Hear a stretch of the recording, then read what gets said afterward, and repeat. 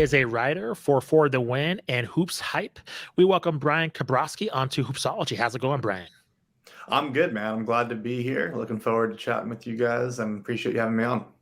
Appreciate you coming on to the show. And Bryan, just taking a look at your recent articles, it was kind of music to my ears to see DeMar DeRozan, even in the conversation for the MVP candidacy, just because I'm a huge Bulls fan, and just to see the Bulls kind of like in a positive light, it's refreshing to see. So that really kind of made my day today. And just reading through the article, I just want to ask you, just due to DeMar DeRozan, like his previous past in San Antonio, and kind of be falling under the radar of the national spotlight, and now just I think becoming the leader of this Bulls team. Like, and you mentioned in the article that you have the Joker and Durant and Curry ahead of him in like the MVP rankings. What is kind of the realistic path toward DeRozan even having a shot of winning the MVP, even if like he corrects the flaws and just has a even if he continues to rise, does he have like a realistic shot of really winning the MVP, or do you think he'll just end up finishing top 5 in the voting? Yeah, I mean, I think that there's certainly a shot. There's a viable path. Chicago finishes number 1 overall in the East, or best record in the NBA, and it's clearly because DeRozan's averaging 26 a game, and he is shooting 3-pointers now instead of like what he was doing before when he was just kind of completely just going full mid-range. I mean, the fact that he's at least willing to shoot and shooting a little bit better than he had been before. I think both those things suggest that if they have the best record in the NBA and he's the reason before it, I mean, there's plenty of reason to believe that he's a real MVP candidate. I think conversations this early in the season about that kind of stuff, can be a little silly, and like maybe we'll look back on this and a year and we'll be like, we're talking about DeMar DeRozan as an MVP candidate. I mean, I think we do weekly MVP votes at HoopsHype, and I'm sure. I think at one point last year, I probably had like Sabonis somewhere in the top 5, and he's great, but like, can you hold it up for a full season? I think from my perspective, like you mentioned being a Bulls fan, I grew up in Los Angeles, and DeMar DeRozan, plays so much like Kobe. And that was clearly a huge influence for him.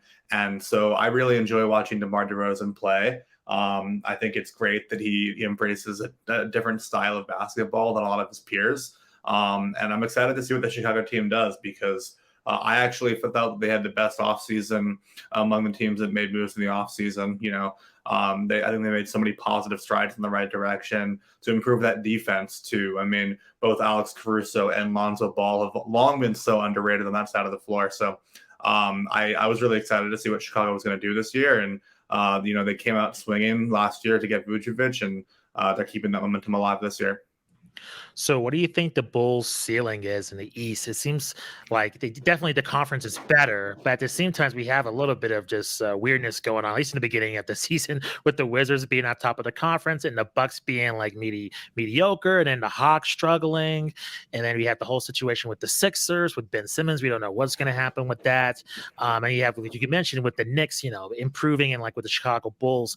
Where do you think it's going to, I know it's extremely early, but I feel like the Bulls are legit, top, 6 to top 5 team in the East. I think they're pretty legit. Do you see them remaining a threat in that mix, or do you think they might fall off, once we get into, January, February, into All-Star break? Well, I think that's I think even before the season, before I saw how well DeRozan fit, before I saw how well Caruso and Lonzo were playing defensively, I still would have called Chicago a 6-7 seed, at least, and that would have been their floor for me, honestly. I mean, in terms of being realistic, I guess the question is, what's their ceiling? And in that case, it's like, can they win a championship, right? And I don't know if this is going to be the year for that, but at the same time, it feels fairly open. I mean, with Brooklyn not having the Kyrie situation figured out, with Philadelphia not having the Ben Simmons situation figured out, with Milwaukee having 2 of their best players coming off of an incredibly short offseason with a ton of mileage by having, Drew and Chris both, go to Tokyo and play in the Olympics after winning the title. That kind of stuff can lead to a little bit of a hangover and kind of get you more likely to be a little bit banged up as the season progresses. So I think that Chicago's got a shot to make a run in the Eastern Conference finals. I think that what they can get there. We saw last year with Phoenix. No one really saw Phoenix making it to the championship, but you get into the Eastern Conference Finals, you're only a couple wins away, and that's what Phoenix did last year. And I think that I wouldn't predict Chicago to be that this year. If I were putting my money somewhere, it would still probably be with a Brooklyn, with a Milwaukee. Honestly, Philly's playing out of their mind. They've got such incredible production from Tyrese Maxey and Seth Curry. I wrote about Korkmaz today as well, and he's had a really interesting season. With a different side of a role. So across the board, I mean, and that's without Embiid really being around and Tobias Harris not really being around. So there's a lot of teams that I think can make a run, but I think the question of their ceiling comes down to how much I buy the shot that can they make it to the Eastern Conference Finals. And I would say, sure, they can. Like I don't have any reason to believe that they can't. And I also think we'll see Vucevic come back, and we'll see that chemistry. I mean, Vucevic is one of the leading, if not the leading, player in pick and pop scoring and overall pick and roll scoring year after year after year. And with DeMar DeRozan and Zach LaVine capable of running ball screens like that, that's a pretty lethal combination. I think they can pick and roll you to death, and I think that their defense has gotten a lot better. So I've got every reason to believe that they can make it. I don't know if they will, but I think they can. Yeah, the East as a whole this year is so fascinating, especially here at the get-go with unexpected things like the Wizards being at the top of the East. I don't think anyone had that on their board. Are there any teams that you're looking at more broadly across the East where you see maybe it's fool's gold early, like thinking about like the Cavs, although it seems a little more sustainable with some of the things Mobley has shown he's able to do. But I mean, the Cavs were hot to start the season last year, obviously a much different team. But just looking broadly at the East, what are the teams that you're kind of buying aside from, like most likely, yes, the Bucks will bounce back. I think we all think. So what's kind of a fool's gold team or a surprise for you? Well, I would say that, I don't think the Wizards are going to finish as the 1 seed this year.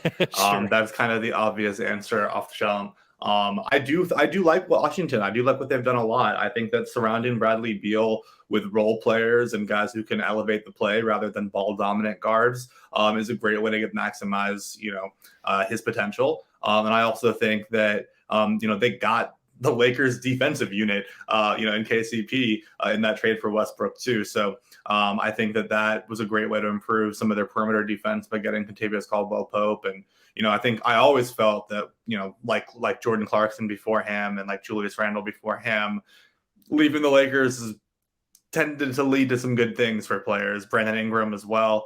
These are all guys who have won Most Improved Player award or Sixth Man of the Year with Jordan Clarkson within the last couple of years, right?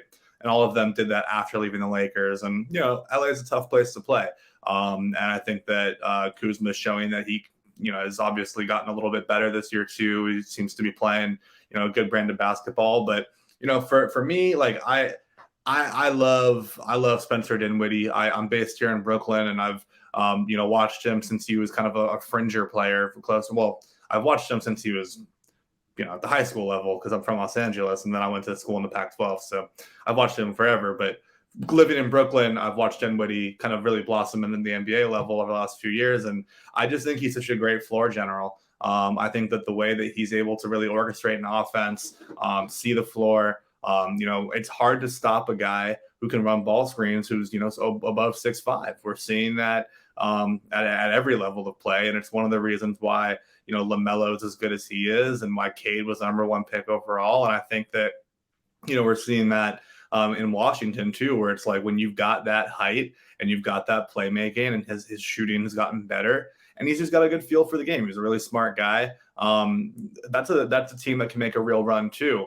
I probably feel a little bit more confident in Chicago than I do about Washington, but I don't see Washington as the 1 seed at the end of the season's end. I would say the team that's going to regress the most, it's kind of funny because it's like it would be Philly, except for the fact that they're going to get Embiid back. So it's like this version of Philly is not going to last. Like there's no way that this version of Philly can continue to play at this level. But at the same time, like they're going to have to be a different version of Philly. Potentially they can get some assets back in a trade. Embiid comes back soon, any number of reasons. But I think that whatever the reason might be, I would say that, even if Maxey comes back to earth a little bit, Seth Curry starts shooting 40% from three instead of 50% from three, they might come down a little bit, but I think that they'll be fine because I think, Embiid will be back, Toby will be back. Maybe they'll get some assets back from Ben. Bryan, I want to ask you about another article that you wrote. Is really fascinating about kind of the analytics, and we've talked to other experts too about how analytics is taking an increased part of how opponents prepare for each other and how scouts, prepare for each game. And I just want to ask you, for a casual NBA fan to really how they view the game, how you think that's going to kind of incorporate in the future in terms of, analytics in like a day-to-day watching, of a NBA experience? Because I think right now it's kind of, for myself, I just enjoy watching Steph Curry go off for, he hit 9 threes in a row. But with your article, it seems pretty more technical in terms of how the game is broken down. So how do you think that's going to be interwoven in terms of how like the viewer is going to be watching the game in years to come? Yeah, I mean, my advice to somebody who doesn't necessarily know what those stats mean that I was writing about would be that, if you're going to cite a stat or reference it, try to know what that stat is, because you have to know what it's measuring and like what goes into it. And you have to kind of buy that formula a little bit. You have to understand, like, okay, I see that this is trying to tell me that the team is 3.6 points per 100 possessions better when he's on the floor than when he's not. That's what this is telling me. Okay. When I hear something like, VORP or this or that, but I don't know the definition, you hear these things and you're like, yeah, he's got this number of VORP. It's like, what is that? So I just think in general, and this goes for things beyond basketball analytics, like defining the term before you start using it, I think can be really, really helpful for people. And it's good in debate, it's good on the topic of just when you're chatting with somebody in general about politics, you're like, well, define this concept, whatever it might be. I think that, being able to understand what the stats are is important. And when you see, like, and it says like their PER right there, it's like, well, why do we like PER? Why are we using PER? Because the purpose of my article was not really to explain the formulas themselves, but to ask kind of people who I trusted if they liked those stats, if they kind of bought it. And they were like, no, honestly, we don't like PER. And that's kind of the one that's the most widely sourced and the widely cited. So that was my intention. I don't have much of a math brain. I use it in my writing because it helps illustrate points and I understand my concepts enough to write about them.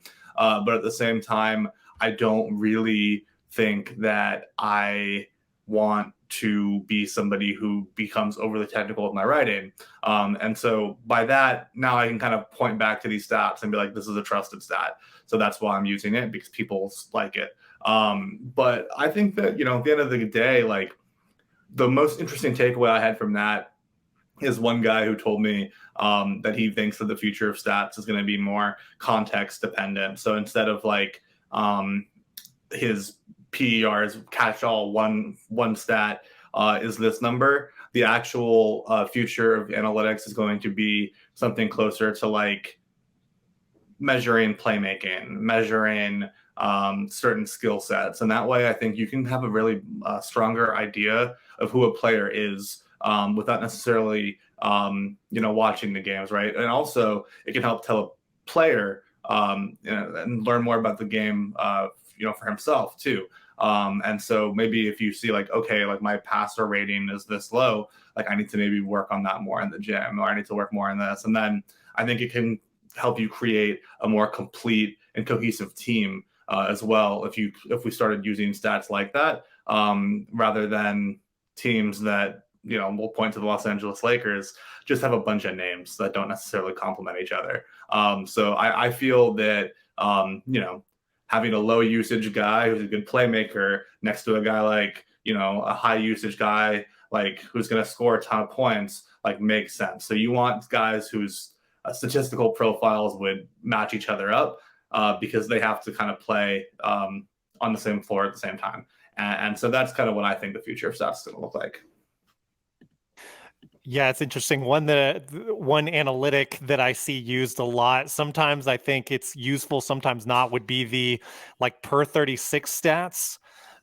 When you see, like, it may just be from a player who is like very energy off the second unit, where that per 36, if he was playing 36 minutes, I don't think the stats would play out that way. When you think of like fouls that you might acquire or just stamina in general, are there any, I guess, analytics that you have found to be the least useful, generally speaking, or is it kind of mostly just about context, as you were saying?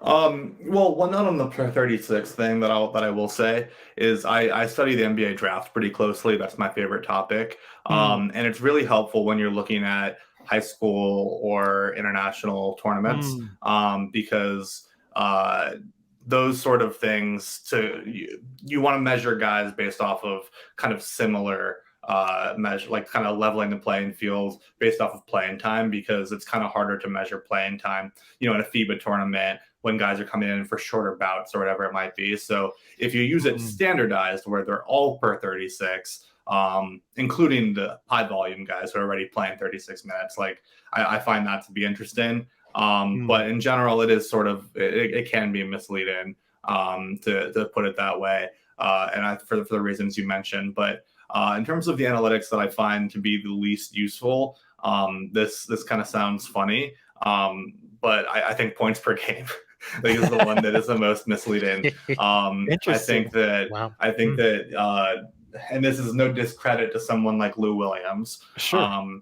but that doesn't necessarily have more value in my estimation than someone like D'Anthony Melton, Bruce Brown, someone who comes off the bench and gets a ton of steals, gets a ton of deflections.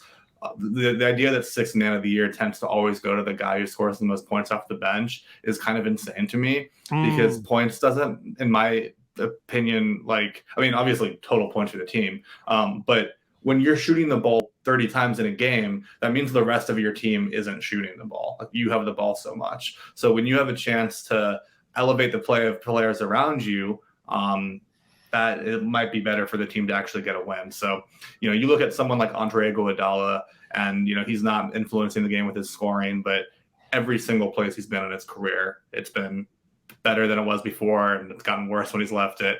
And, he's always played for a winner. And it's never been because he's putting up 25 points a game. Usually it's closer to like 12, and that was when it was good. And, right now it's closer to like 3, and it's still good. Like, he's still like really, really playing a huge role in why Golden State's the number 1 seed so far in the West. And I think that that's kind of my sort of like cheeky answer to your question is, I think the most misleading stat is points per game. But also, I said this earlier, but I really do feel that if you're gonna cite a stat in your write-in or even just casually, you should generally know what goes into that stat, and kind of why you're using it, beyond just to say, well, his PER is better. It's like, well, PER always favors big men. So if you're comparing a big man's PER versus a point guard's PER, go figure. That's kind of a misleading question. So you want to know why you're using that stat, and you want to be able to back it up.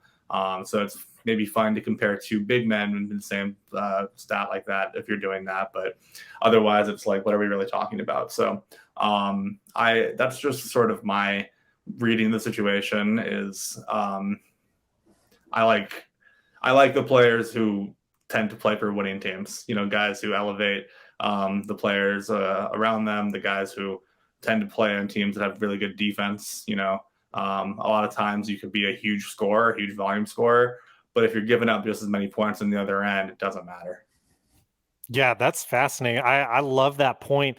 What would be the way to approach that from like a statistical standpoint in kind of reframing the six man, stereotypical award winner? Like, is there like wins above replacement or like win shares, stats like that come into play? Or what do you think, based on what we have available to us now, would be kind of the best way to look at that, or maybe like reframe our perception of six man? Yeah, I mean, when you look at the Knicks right now, you see that their second unit is just playing better than their first unit. Their starting lineup like is being outscored by their second unit, and it's like, for me, like I would look at, if I were doing evaluations, I would look at raw plus minus, but I'd also look at Hmm. RAPM, which is a similar version of plus minus, but with a little bit more mathematics applied to it, in a way that kind of, I don't necessarily know what that looks like, but I know that it makes sense for people who do know what it looks like, so I trust it. But I think that the idea of guys who can come in and hold the other team to fewer points when you're out there, make some key plays, some winning plays. Those are the kind of guys who tend to show up, higher in the plus minus rankings, higher in the rankings of just things like efficiency. Guys who aren't just chucking up a ton of shots. Guys who get rebound, steals, blocks. More well-rounded players than just volume scorers. So I wouldn't just say plus minus, because that's sort of a misleading stat too. Because it's like, well, it's not my fault that I play in the second unit with a bunch of scrubs, or my first unit is this or whatever. Like there's problems with that too. So I think that for me it would be composite metric, and a lot of the catch-all stats that I look at do factor in both. Both like the score when you're on the court, but also like your contributions to it. So it has to, I think, a blend of everything is important, but that's kind of why it's like, when you look at it from a blend perspective, I don't think very many people would argue in favor of Lou Williams for much longer, because it's like, as good as he is, that is sort of the thing that he does, is he shoots. And he shoots in a variety of ways, and he can score in a variety of ways, but what else does he do? And when I apply that to the draft, it's like, I want someone who can do at least one or two things at an elite NBA level. So Lou Will can obviously score the ball at an elite level, so that's a draftable prospect. That's someone who's similar to Lou Will. But I also would be looking for someone who's an elite rim protector, or elite at one thing, or elite at another thing, or whatever it might be. So, if you're an elite playmaker who can also, hold his own defensively, like that's someone who's interesting to me, at least, who I'll take notes of. So, those are sort of things that I keep in mind. Bryan, I want to ask you about the WNBA. And there's been just some discussion of the league expanding, and I just want to get your opinions on whether this is a good idea. I know the WNBA, honestly, I think since the pandemic has started, they have benefited probably the most in terms of a lot of the leagues within North America, in terms of popularity, in terms of just seeing a general increase in just the viewership of the game. What do you think in terms of the WNBA adopting this idea of expanding into different markets? Is that a good idea for the league? And if you think it is, Drake was putting out his feelers. There's been others that have kind of laid their claims in terms of having a WNBA franchise. Which city do you think would be the best placement for that?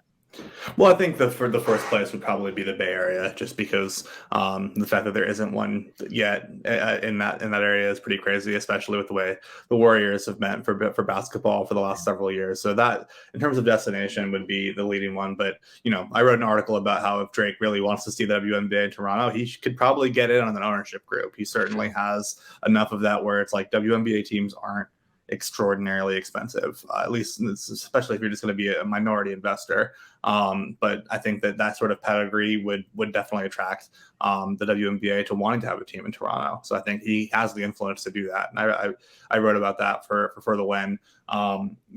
For me, I think that they had been hesitant to look at expansion for a while. And this past few months have been saying that now they're interested in doing it. And I imagine they've done the math on that to the point where they feel that now it would be financially sound decision to do it. They've got the new commissioner, and they've got, new ownership team in place around certain teams around the league. And, I feel that if they have now come around to the idea that they think they can afford, to expand in a way that makes sense for them, then by all means, they certainly should, because anything you can do to grow the game is exciting. And I think that there's so many markets that would really, really benefit from having a WNBA team nearby. And, I think it would just be great for the game to get, more players from the college level drafted as well, just more, because with more teams, there's just more roster spots. So, the NBA Global Academy is coming up around the world. You're going to have players start coming in from Africa and from China who are attending those global academies. We're starting to see that at the NBA level. I don't know if we got any. Yes, Josh Giddey. Josh Giddey was an NBA Global Academy student. And then next year, we're going to have a few more with Ben Mathurin from Arizona, Dyson Daniels from the G League Elite. These sort of players, or G League Ignite. These sort of players are guys who are, really, really focusing, on basketball at a young age. And I think that, that's happening. The Global Academy is happening for boys basketball. It's happening for girls basketball as well. So we're going to get a new wave of prospects from around the world. And I think when we do that, that means that there's going to be more roster spots that are going to be needed one day. So, that's in the Bay. That's in the Bay. If it's in Toronto, it's in Toronto. I think that we've got a ton of rising stars in the WNBA, and they're really, really talented players. Yeah, it seems like the league is as deep as it's been in its history. I mean, given all the names that you can read off of just from WNBA All-Stars that I think even the casual basketball fan is fairly familiar with, even if they're not regular viewers of the WNBA. I mean, you've certainly heard of Diana Taurasi. You've certainly probably heard of Breanna Stewart, Sue Bird, several others. Is there kind of a calculation? You mentioned, they've probably done the math. And I would assume, expanding the WNBA is necessary too, because you just need to kind of cast a larger net to draw more fans in from these major markets. I mean, you mentioned the Bay Area being a fairly large market and makes sense with the basketball culture in there. Is there really much of a risk, given the support of the NBA, into casting that net into, another franchise or two? Yeah, I mean, I think that they want to make sure that, no one's going to go broke on a WNBA team. And so they want to make whatever they can do to really make sure that they've got enough of a fan base and enough of a local market that people are going to go to the game. So it's not, and I think that in almost all these markets we're talking about, people will go to the games. So it's like not a concern that will lead them to saying no. But I think that they have to look at these things and say, okay, maybe yes. But being cautious is probably an approach that makes sense when you're dealing with the livelihoods of not only those people, but also people that work in the arenas and concessions and security and this and that. It's like, you don't want to go to an organization that won't be able to support itself, and then we'll have to flounder after just a couple of years. And that's not because it's the WNBA. I think that would be happening in any sport when you're looking at expansion. There's a reason why baseball, football, basketball has kind of been around the same number of teams for the last however many years. Like, it's been a long time since we've really seen like actual expansion in any of those leagues. So I think these are just things you have to kind of keep in mind. And I think that, the WNBA is certainly doing their homework. And I think that, getting two new teams is, in my prediction, like probably fairly likely. Awesome. Another thing I wanted to ask you about, sorry, Justin. No, go ahead. You've done a lot of coverage and scouting. You mentioned your passion for the draft. You've looked at the G League quite a bit, and they've made more of a splash recently. I'm a Rockets fan, so go Jalen Green.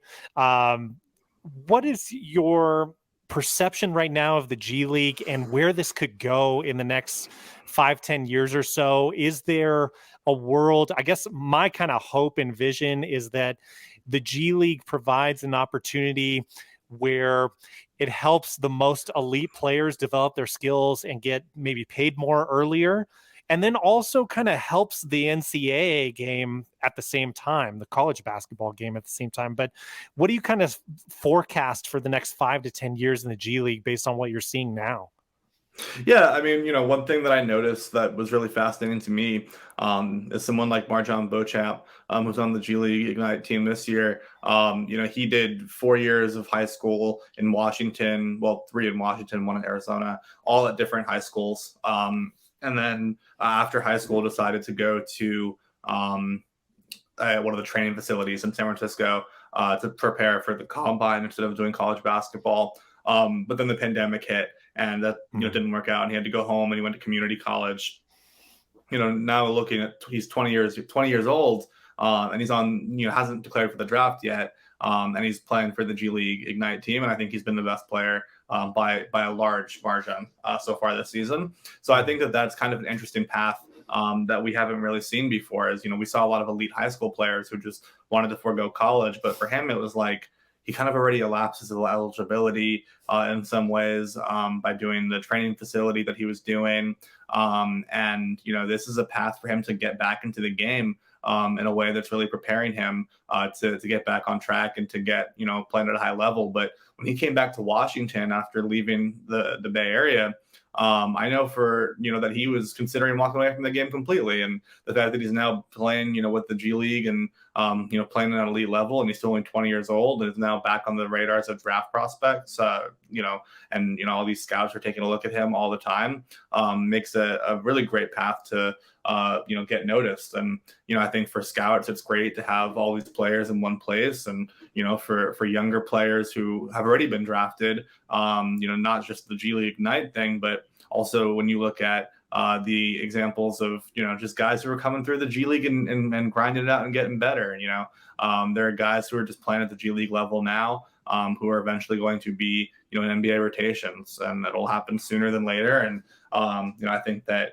there's only so many minutes you can give to your NBA roster, and, a lot of veterans have earned those minutes, which means that for the guys to get reps, it's good to play in the G League so you can actually get some opportunity to play on the ball a little bit, maybe work on a skill you hadn't used before, and, go out there and really ball for a little bit and get your confidence up and kind of get used to that speed and with those coaches, and, then go into the NBA from there.